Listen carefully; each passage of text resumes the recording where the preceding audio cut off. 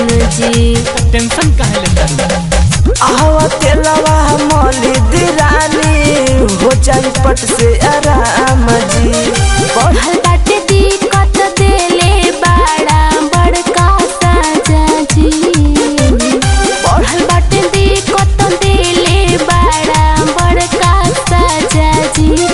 रती से उठत बाटे कमर में दर्दिया राजा जी। रती से उठत बाटे कमर में दर्दिया राजा जी।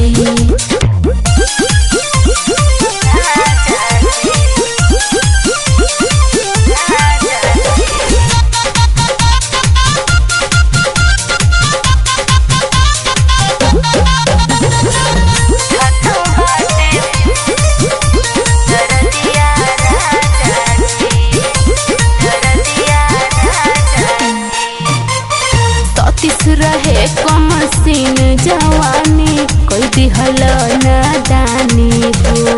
अरे जा तबानी बाजारे डॉक्टर बिकिया से लाइव दवाइया दूर होई परेशान हो। ओरवा में चापी के ले लटनी मजा राजा जी। ओरवा में चापी के ले लटनी मजा राजा जी।